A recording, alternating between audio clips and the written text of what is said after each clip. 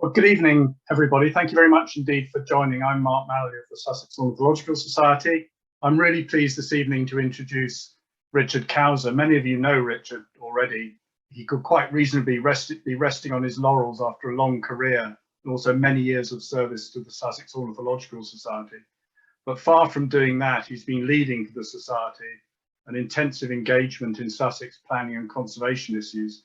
It's not glamorous work, but it's vital, and it requires determination and a willingness to get to grips with the fine detail of how planning and related decisions are made, qualities that Richard has in abundance. He's also going to talk briefly about the financial grants that the Society makes for conservation purposes. So you'll end up with quite a good picture of the work that the Society does for conservation. So I'm going to hand over to Richard now. I should say that at the end there'll be time for questions, and I'm very pleased to say that Mike Russell, our chairman, has agreed to host the Q&A session. Right, there are going to be two themes of what I'm talking about this evening. One is planning, and what we try to do through the planning process is to engage with it to ensure that good birding areas do not get allocated for development. And the second theme that we work on is looking at sites. We work to improve a few sites for birds, and we seek protection for sites that we know that are good for birds, which do not already have some other form of protection, such as being a local wildlife site or a site of special scientific interest or a nature reserve. But all the work that we do is underpinned by the records that we have from you of what birds are where. We collect your bird records from BirdTrack, from eBird, from iRecord, from surveys, and from lots of other sources. I mean, over 100 different sources. And the Society now has a database of 7 million records of birds in Sussex. 7 million. But records are especially useful to us from the conservation point of view if they include a 6-figure grid reference, a pinpointed location, particularly for red or amber species. That is a record that shows us to within 100 meters of where the bird was that you saw. And secondly, if the record can give us evidence of breeding whenever that is possible, because planners take a lot more notice of records that say birds are breeding here rather than birds have been seen at a particular site. And anything that you can add in notes or added details to your record helps us so much better to understand exactly the circumstances of what was going on when the record was made. In our work, the impact of dealing with facts about what birds are where, rather than getting into the planning issues of whether this policy applies rather than that policy, can be really quite effective, particularly when you're in front of a planning inspector. Now, one of the sources of our records are eBird records. And I realize that the app is easy to use, but I have to share with you that there are some aspects of the records that are not ideal for conservation purposes. First of all eBird records come to us with a very precise 10 square meter grid reference. Now, you probably don't see many birds within 10 meters of you. So that's wherever you put that dot, pointer on the site, that comes back to us as a 10 square meter grid reference. Over 80% of the 2021 records that we had from eBird also included a distant travel data. So we have to use that distance travel data to try and come up with a more appropriate grid reference than something as precise as 10 square meters. And what we basically do is, if there is no distance traveled on the record, we will put the record in as a 4-figure grid reference. That means that it is somewhere within a 1 kilometer square area. If the distance traveled is between 1 and 2 kilometers, we put it in as a tetrad grid reference. That is a 4 square kilometer record. And if the distance traveled is more than 2 kilometers, we have to put that in as a 10 kilometer grid reference. And that's a grid reference of 100 square kilometers. And frankly, when it comes to conservation planning, that is not of a lot of use to us. So, and in 2021, over 40% of all eBird records came to us with 10 kilometer grid references. So I would make a plea that you add some data, particularly for red and amber species, in the add details, and give us a more precise grid reference of where exactly you saw that bird, and then we can pick that up and use that as the grid reference in our record capture. eBird also don't allow us to share records with the Sussex Biodiversity Records Centre, with whom we share all of our records unless they're extremely confidential. They don't allow us to share with of species that they regard as sensitive. And there are 10 species there: black-necked grebe, goldeneye, honey buzzard, hen harrier, peregrine goshawk, black-winged stilt, long-eared owl, and Dartford warbler. So all we can do is to say to the Sussex Biodiversity Records Centre, for whatever grid references is appropriate, we have additional records there which people need to apply to us directly if they want to find out what those species are. We also have a problem now of records particularly in the April to July period when birds are breeding, of not getting very many records with breeding evidence. When we were doing the National Bird Atlas back in 2008 to 2011, we were getting about 60% of our records in the April to July timeframe had a breeding evidence code attached to it. We're now getting only 16.8% on bird track records, and on eBird, only 7.8. So my plea is, please, everybody, add breeding status, particularly for red amber species, whenever it's possible, because it does give us a lot more ammunition when we're doing the conservation work. And finally, although you can enter the direction of flights to eBird data, this is not downloaded to us. So if it's important, such as for Sea-Watch records, please add some detail on the direction of flight on your record. So, species such as nightingale, that's a species where we really do need to have grid references down to 100 meter detail. And thanks to Gary Faulkner for this wonderful photograph. And a number of you don't create records, but put what you see down on a blog. You may know what you've seen there, but if there hasn't been a record created of what you've seen where, we're not going to pick it up. So we will have no knowledge of birds that have been recorded on blogs, but which a record has not been created on eBird or BirdTrack or one of the other systems. So my plea is that for major birding sites, probably other people will be recording there. But if you see anything that's really unusual on that site, please also create a record of it on BirdTrack or eBird.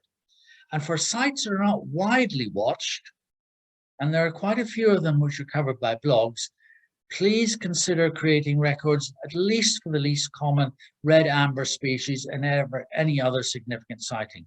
We don't need to see a record every time you see a song thrush, but do let us know at least 2 or 3 times a year that you've seen the song thrush on that site. Now, planning. First of all, a lot of people are concerned by the number of houses that the local authorities are planning to build. The number of houses that have to be built is determined by the government, not by your local authority.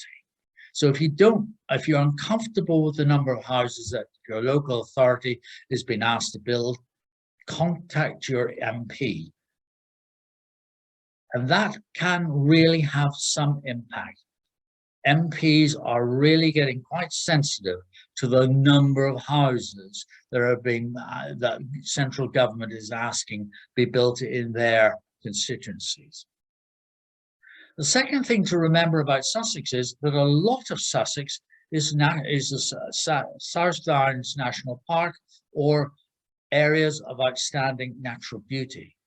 And those areas are protected from any major scale of development, by and large.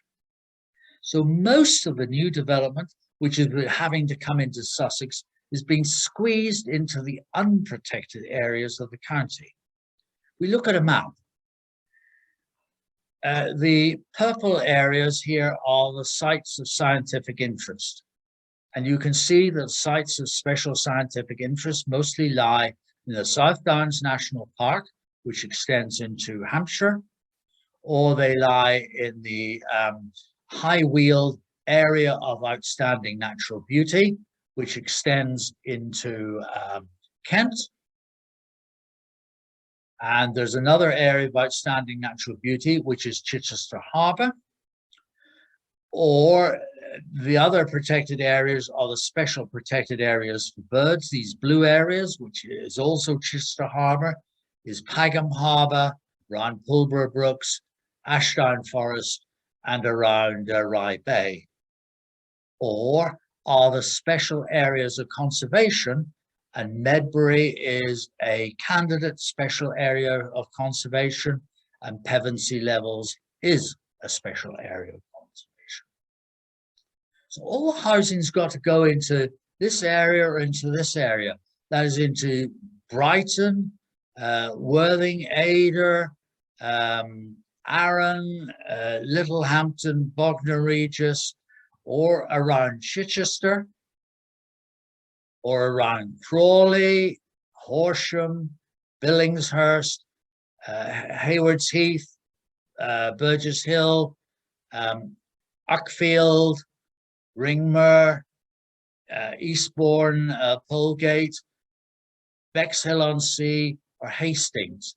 A lot of these areas are pretty well full and they don't have much spare area for any additional housing. So adjacent district authorities are having to pick up some of the housing which Brighton can't fulfill, or Hastings can't fulfill, or Crawley can't fulfill. So there's a lot of pressure on those white areas. Now, in our planning work, we comment on all local plans. Those are 20-year plans which are updated every 5 years. We comment on many of the minerals plans, some of the waste plans, and major infrastructure plans, plans like the A27 bypass round Arundel, the second runway at Gatwick, etc. And we also comment on some individual planning applications. Local plans have many iterations. Sometimes you come up with an initial scoping. The district authority will say, here's our direction of travel or our options and issues. Can we have your comments on it? And then they develop a draft local plan, which is a Regulation 18 local plan. And then they produce a final local plan, which is their Regulation 19. And that local plan then goes to the planning inspector for public examination. But before he goes to public examination, he'll put his own questions to the local council, who will then respond to those. So the public examination will look at the Reg 19 plan, plus the council's responses to the questions the planning inspector has put. We participate in all of these asterisk activities. And in the past year, we've provided evidence to Chichester to justify modifying some strategic wildlife corridors which they want to introduce, which would be areas connecting Chichester Harbour AONB with the South Downs National Park and to the east of Chichester. And there's a specific one which would include some unprotected lakes that are excellent for birds. And it looks like that one may go to a public inquiry on one of those. So a lot of hard work just to get these little things done. On Worthing, there was a public examination of their final local plan last November. We worked with SWT to ensure that Goring Gap local wildlife site would not be developed. Persimmon had housing options on it. And we overturned proposals to develop part of a local wildlife site, which was very close to the South Downs National Park. We think we've done those, but we're waiting the final inspector's report. Here we are 4 months later. So we're not quite certain yet exactly what the outcome is going to be on those ones. On Brighton and Hove, the General Hospital is the major swift nesting site, and we work with the RSPB to get it recognised there that mitigation, because they're going to develop that site, mitigation needs to be in place and proven before any development commences on that site. We also commented on Hastings and Crawley local plans and on Wealden and Lewis early consultations. We also get involved in local planning applications, and this has been rumbling on at South Pagham since 2017, and it was really this planning application which got me really involved in saying, look, SOS has got a lot to contribute to what's going on planning. The green area is Pagham Harbour Special Protected Area for Birds, and it includes quite a bit of beach, both east and west. And there's the Pagham Harbour RSPB centre and ferry pool down there. And there's the north wall of Pagham Harbour. This area, the blue area along Pagham Road, was given outline planning permission in 2017. The residents along the road said, but there are Brent geese on there every winter because it's usually planted up with winter wheat and they're foraging on there. And as a result of that, the outline planning permission has insisted that there is a mitigation site for that foraging area is provided. And this is the site over here next to the SPA, and that looks fine. But the only way we found out that there were Brent geese in there was, as I say, because the local residents told us that.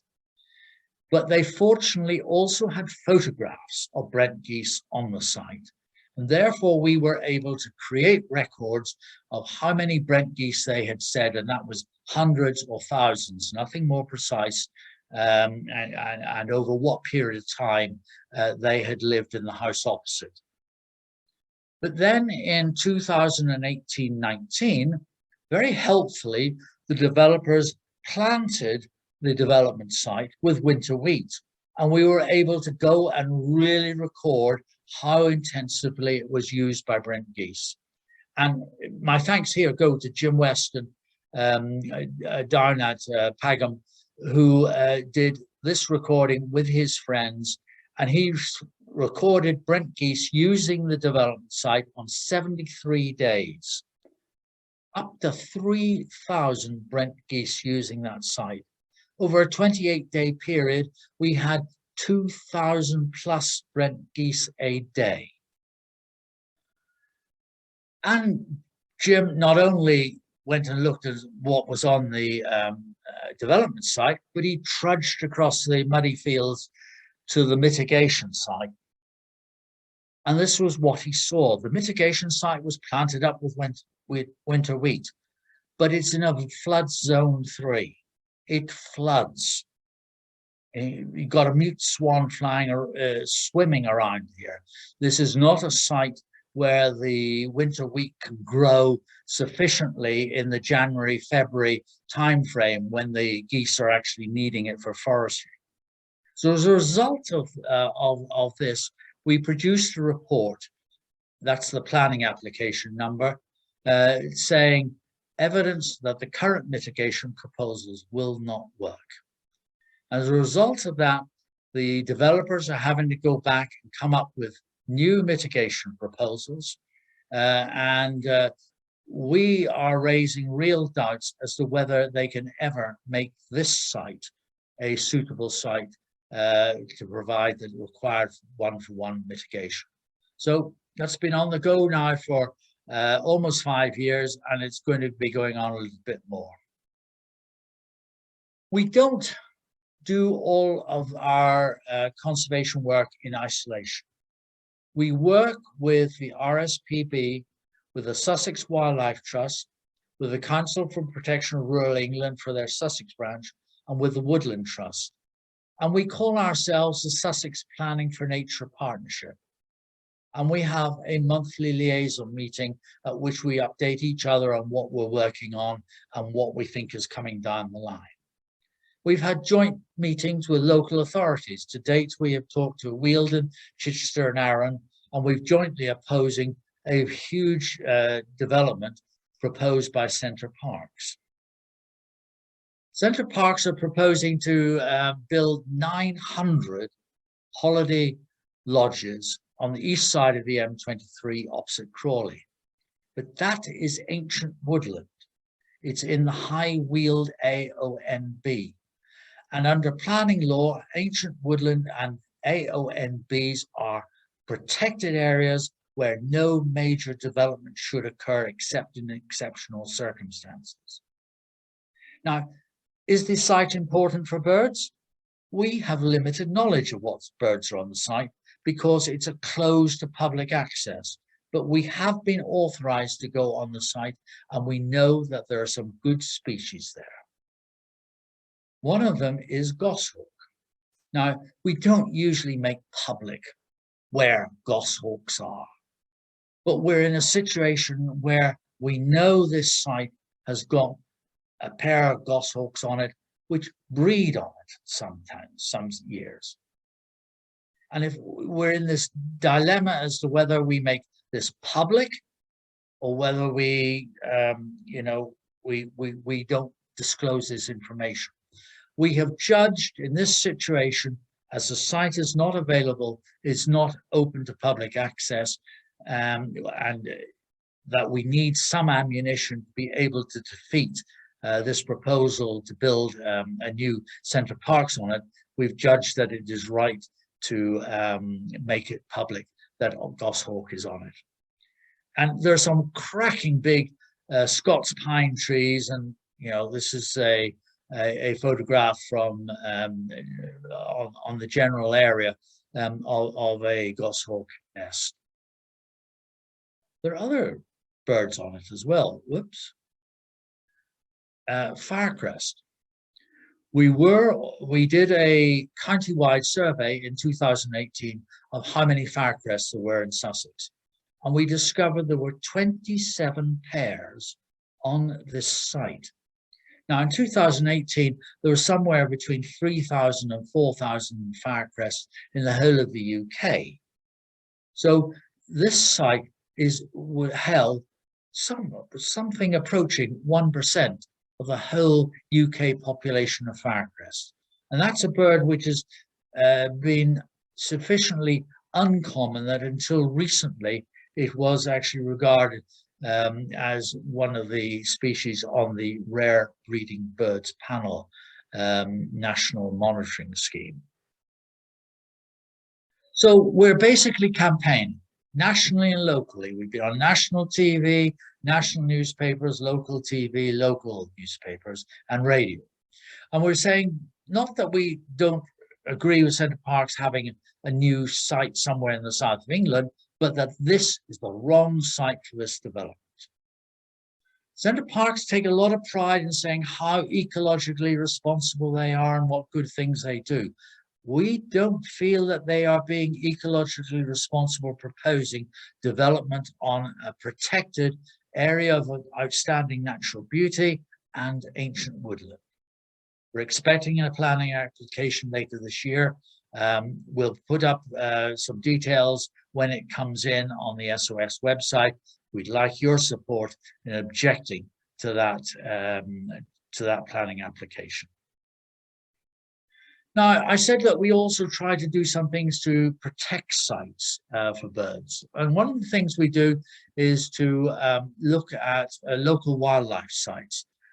There are 659 of them in Sussex. Some of them very small, many are designated for botanical reasons. And it's not a statutory conservation designation, but most local authorities try to make sure they do not put development on local wildlife sites. Brighton and Hove, perhaps less so than the others, but all the others do try to avoid putting development on local wildlife sites. There is a Sussex Local Wildlife Site Initiative currently underway, updating the LWS citations, of those 659 citations, most of which have been about 30 years old, but they're now in the process of being updated. We input to that process by providing records and narratives if the LWS is of interest to birds. And we have to consult with local birders to actually inform our inputs to those processes. But we also see if there's adjacent areas which are good for birds, then we suggest that the boundary of the LWS be extended. And we've got one of those going through at the moment where we're trying to include an adjacent woodland that is an excellent area for birds on a site which is already a good area for birds. Richard, let me just interrupt you a moment because I've forgotten to tell people to type in any questions they have at the bottom under that Q&A tab. So everybody listening, if you have questions, please just type them in and we'll deal with them afterwards. Thank you. Thanks, Mark. Now, what we've also done, though, is we've defined and got agreement to a set of criteria to designate a site as an LWS solely because of its importance for birds. And though we've come up with 3 criteria. One is that more than 100 species have used the site in the last 10 years. We've got about 406 species on the Sussex bird list, so that's about 25% of the species ever recorded in Sussex have used the site in question in the last 10 years. Now, using is an important word. If we got a record of sand martins or ospreys flying overhead, then we don't count that as one of the species. It's got to be making use of the habitat. Equally, say the habitat is down by the coast and somebody has recorded gannets or scoters or red-breasted mergansers, on the sea, they're not been using the land-based local wildlife site. So it's very specific using. But if it's a kestrel hovering overhead or a buzzard circling around, clearly scouring, is there anything there, then we would say that's using it. The second criteria is if more than 0.5% of the breeding population of a rare breeding bird panel species is bred there in 4 of the last 10 years. Now, the criteria for a species on the rare breeding bird panel is any species which is breeds in the country sporadically between 1 breeding pair a year and up to about 2,000. So, 0.5%, we've got one site where we've got more than 0.5% of common pochard regularly recorded breeding on that site. In common pochard, there are about 600 or 700 pairs breeding in the country, and that is therefore an RBBP species. And the third criteria is if sufficient red or amber species are bred on the site in 4 of the last 10 years. What's sufficient? Well, we score 2 for a red species, 1 for an amber species, and you have to have a score of 10 points or more in 4 of the last 10 years. And unfortunately, because we have so low a percentage recording of breeding species, of species with breeding evidence at the moment, we have got no sites that are candidate sites because they've got sufficient red or amber species breeding on them. Here is a map of the South Coast: Brighton, Shoreham-on-Sea, Lancing, Worthing, Goring-by-Sea, Littlehampton. All pretty built up, except for that little red area there. And this is Goring Gap. And Goring Gap, as you can see, opens straight out onto the sea. It's an interesting site. It's got a really wild corner up here, a couple of old farm buildings, which were derelict many years ago. And that's a really little wild area up there, great for migrant birds. It's got some cracking thick hedges up here. Again, great for migrant birds. It's got an eastern boundary of a mixture of ilex and deciduous trees. It's got some grassland here, some fenced-in grassland here. It's got the greensward here, and it's got lots of cultivated fields. We got it designated as a local wildlife site in 2020 solely because of its importance for birds. We had 106 species recording using it between 2010 and 2019. It's an excellent high tide roost for seabirds, gulls roosting on it in 1 or 2 spots most days, but interestingly often attract some other things, waders and other wetland birds. And it's an excellent site for migrants. And I had to do a lot of work with, particularly with Clive Hope and SDOS, to clarify the records so as we could actually come up with a demonstrable list of 106 species with the evidence to show either through a 6-figure grid reference or a 4-figure grid reference, but a good note attached to the record to show that 106 species had been recording using that site between 2010 and 2019. So that was good. Another area where we're working on is over in East Sussex. This is Bexhill-on-Sea, Hastings over here, and we have the Coombe Haven running through and coming out on the west side of Hastings. And this coloured area here is Coombe Valley Countryside Park, created after the bypass went in around Bexhill in about 2011. The Coombe Haven running through it has a floodplain. So natural, this is a triple SI area here, and this bit here is Sussex Wildlife Trust Filsham reed bed. A lot of reeds all along here, breeding waders, lapwing particularly, on both sides of Coombe Haven, and a great area for birds. We've got breeding lapwing, we've got breeding yellow wagtail, breeding nightingale, and a heronry. In winter, it's one of the best places in Sussex to find water pipit. It has good and increasing numbers of wintering wildfowl. I used to write the pintail account for the Sussex Bird Report, and pintail you only ever found in West Sussex, Pagham and Pulborough Brooks in particular. 91 pintail recorded there this winter. And here it is, flooded in winter, a lovely, undeveloped area.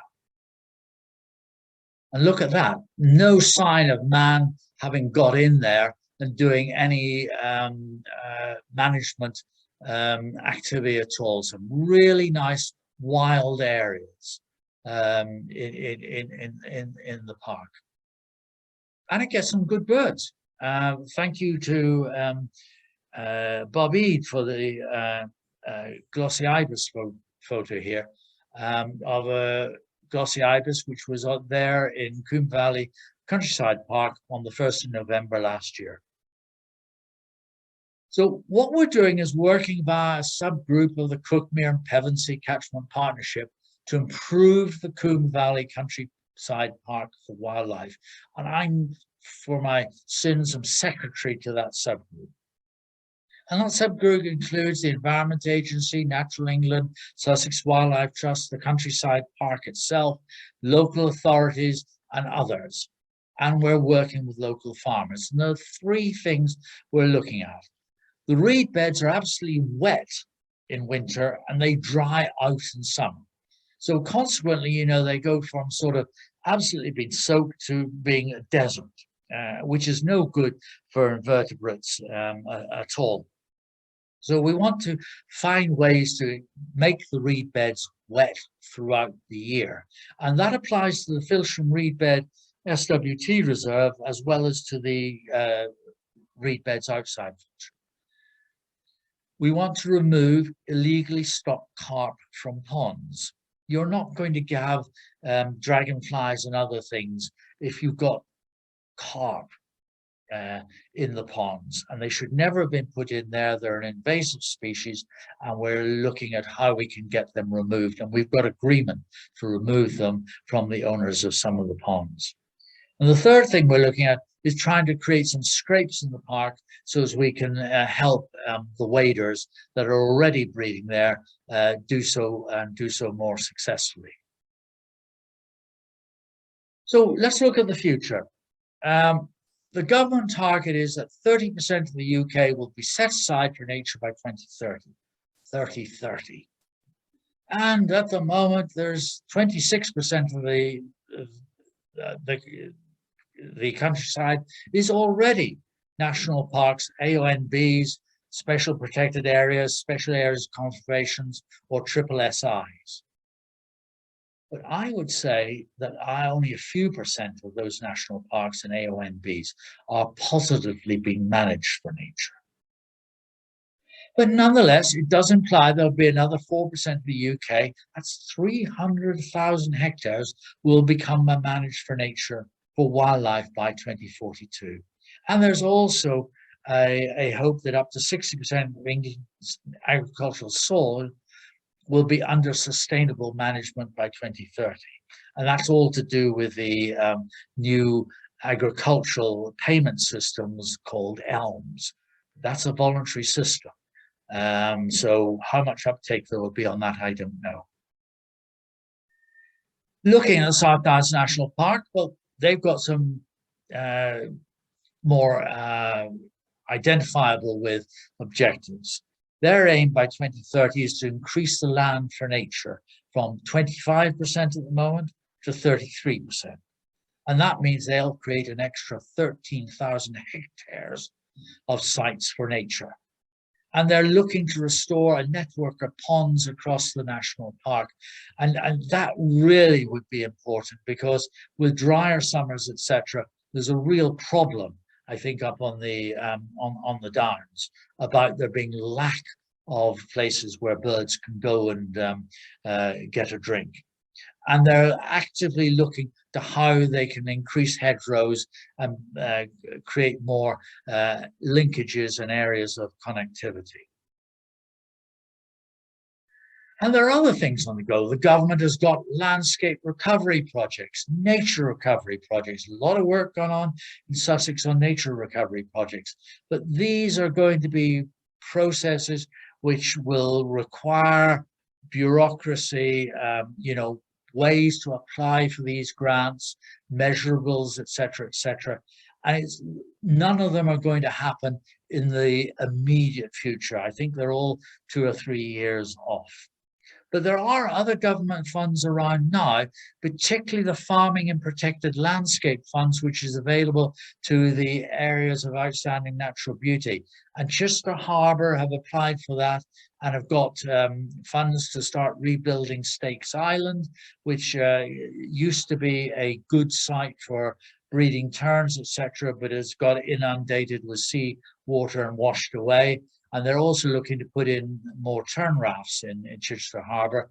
There are a lot of things that High Weald AONB is doing, although I'm not aware of anything that's particularly significant from a birding point of view.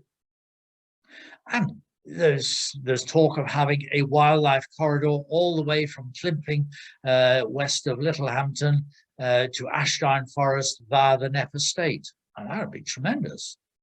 And other states, any of you saw the SOS conference and the talk on rewilding, suggested there may be one or two other estates apart from Knepp in Sussex, which might like to actually go and down the rewilding route, and that would be really, really good.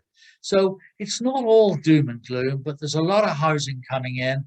But there are some active things being done to try and protect nature as well. And we're trying to do our bit. The SOS, since we were founded 60 years ago, has given out £406,000 in grants for conservation purposes. 106,000 of that went to RSPB and SWT and actually to Woodland Trust to purchase land in Sussex. And it's really useful, particularly if you're a national organisation like RSPB, to be able to go in and sort of say, look, to attract national donors is by saying, look, the County Bird Club has already committed to giving us some money towards this appeal. And we've given out £300,000 on various other projects. A lot of that money was on habitat improvements. Recent ones have included Amberley Wildbrooks, where we've given SWT about 21,000 to improve areas for wader breeding. We've given money to Broadwater Warren RSPB Reserve to restore the pond that was there because it developed leakages. We've given quite a few grants over the years to Rye Harbour to develop scrapes and to do various other projects things. We've given money for hides. We gave £20,000 to RSPB for the new hide, towards the new hide overlooking Ferry Pool. We've funded nest boxes for barn owls, tree sparrows, swifts and redstarts. We've funded inspection cameras for barn owls and redstarts. We've given tags to track greenshanks and to track migrating cuckoos and a lot of other things as well. So we're trying to do our own bit. And this is Jupp's hide at Pulborough Brooks RSPB, which had got into a fairly dilapidated state, and we gave them just under £5,000 to restore it back and refurbish it. And you can now sit there and see what is out on the brooks. So my last thing is to say, we would be always looking for people to try and help us. Anthony Holden, past editor of the Sussex News, of the SOS newsletter, is already a member of the conservation team, and we could do with more volunteers. If you want to join us, you do need to have patience, you do need to have persistence. These things take time. You need to be public facing, you need to be able to network with other people, you need to be able to put the case. And above all, we're dealing with what the bird records are telling us. So you need to be logical and factual. So if you would be interested in learning a bit more, drop us an email at conservation@sos.org.uk. Thank you very much indeed. Thanks, Richard. That was a really lucid and inspiring presentation and left us in no doubt of the scale and importance of what you're doing. There are a lot of really, really good questions. We've got 15 minutes to try and get through as many as possible. I don't think we will get through all of them. So any that we don't deal with, we'll post the answers on the website in the next couple of days. So I'm just going to pass over now to Mike Russell. Thanks very much, Mark. Hi, Richard. Hi there, Mike. Right. Yeah, the questions have come Video rolling on, in. So, Richard, put your video on. oh yeah. Yeah, thanks. Okay, from start off, Tanya White, are you providing evidence to the Ada and Worthing and SDNPA call for green sites? No, we're not at the moment.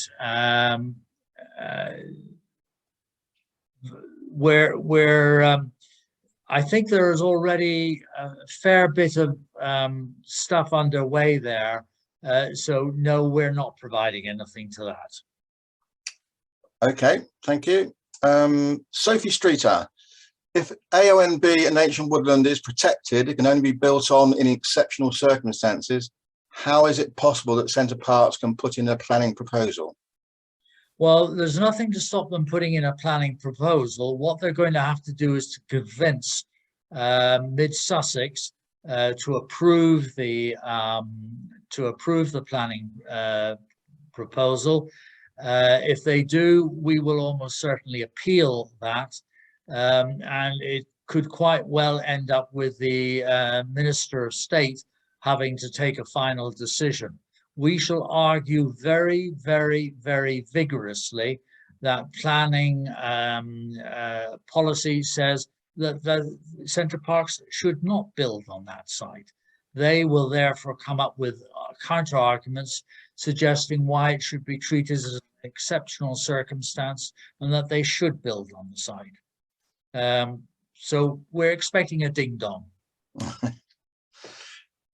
Staying with Centre Parks, this is from Edward Paxton. How supportive are the local MPs and councillors being to local objections to Centre Park proposals, and does SOS want members to lobby them? Right. They are being pretty neutral about it.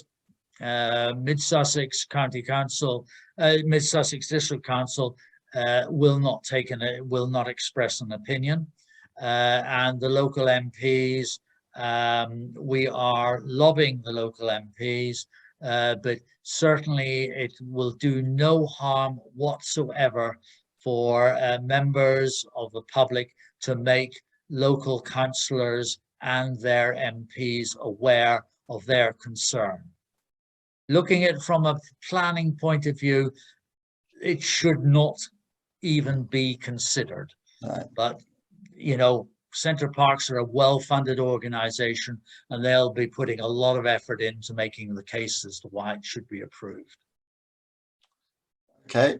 Yeah, well, I think that's going to take up quite a bit of your time over the next year or so, isn't it, Richard? I think so. That's why I could do with some help. This is from Richard Nowak.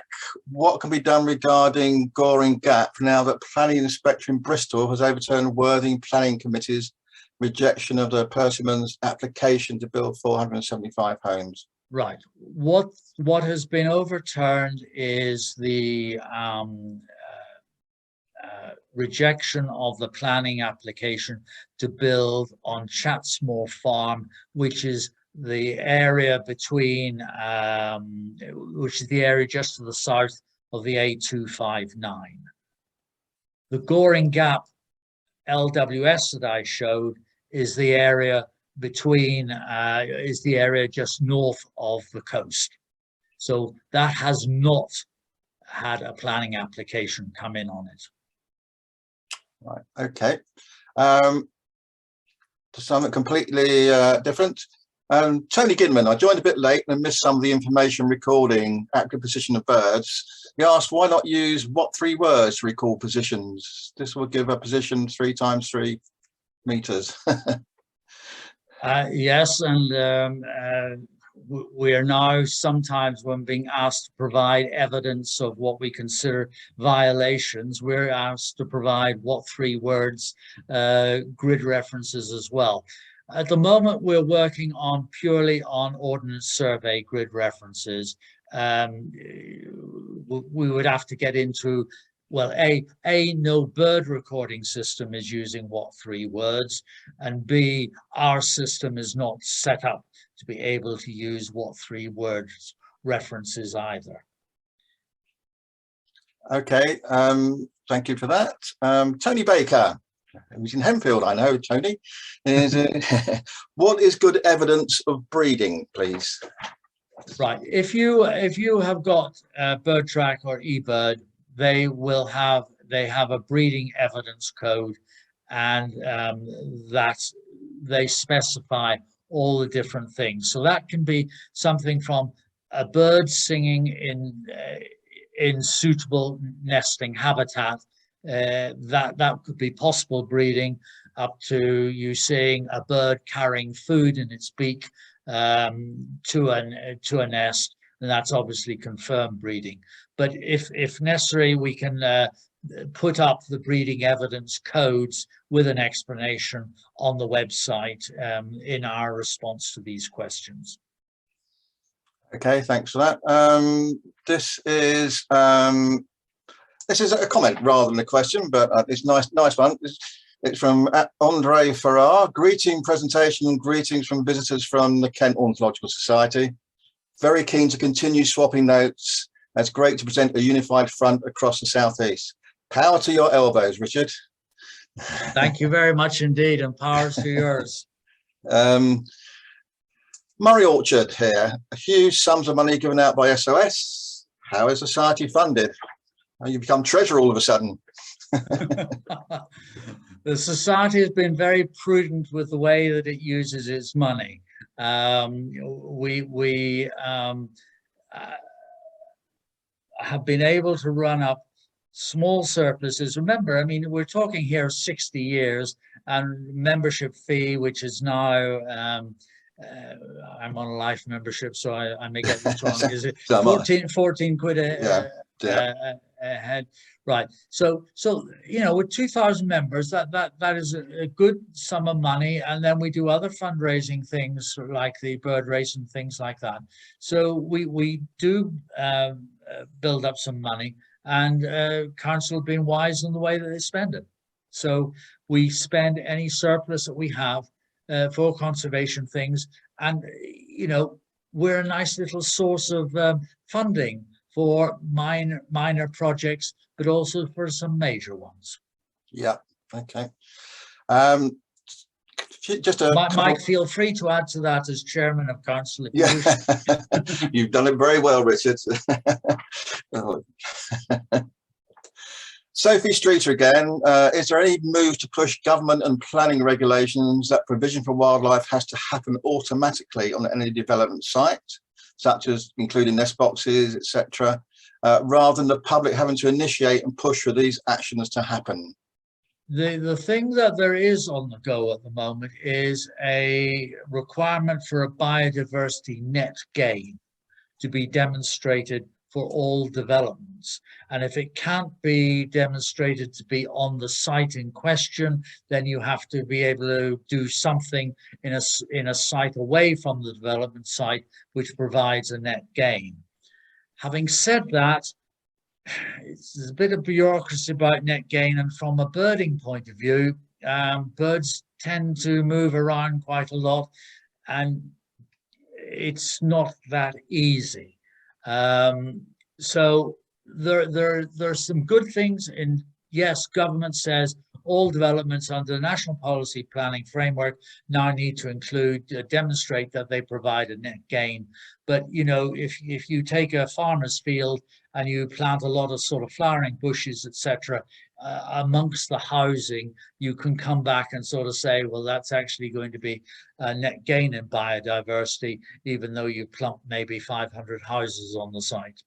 So. A couple more then, Richard. Tanya White again. Can you please explain the activity of this Sussex Planning for Nature Partnership? Is it voluntary or posts within partnership organisations? And are you consultee in LNR's 5,000 hectare grant scheme applicant assessor panel with the Natural England and the trusts? No, what we are is we're a We are a group, the conservation officers of SOS, RSPB, Sussex Wildlife Trust, Council for Protection of Rural England, and the Woodland Trust. And we get together and we talk about planning issues and often how we're going to respond to local plans and things like that. We therefore work also by holding meetings with local authorities as a collective. And on Centre Parks, we are responding not as 5 separate organizations, but as one combined organization. Do we do anything else like actually sort of respond on grant applications and things like that?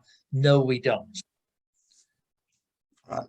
But I think the fact that we've actually come together and now speak on some issues with a common voice and a pre-agreed position makes us actually have some impact and some weight. A personal thing, I noticed them on that list. National Trust aren't included on that list. Is there much contact with the National Trust on, because they manage quite a bit of land in Sussex? Well, they don't manage all that amount of land in Sussex compared with Kent or somewhere like that. Yeah. And no, we do tend to have contacts with National Trust if it's something like Cookmere, you know, where they've got down there. But it tends to be on specific things rather than it's a regular contact. Okay, thanks, Richard. Yeah, one more comment really. It's again from Andre for our on Centre Parks. This is a comment again. They have ecological credentials. They were species champion for bullfinch many years ago. So it's good to highlight any examples of ecological hypocrisy. Okay. Well, thanks very much, Mike. I think we should draw to a close. We're on an hour now.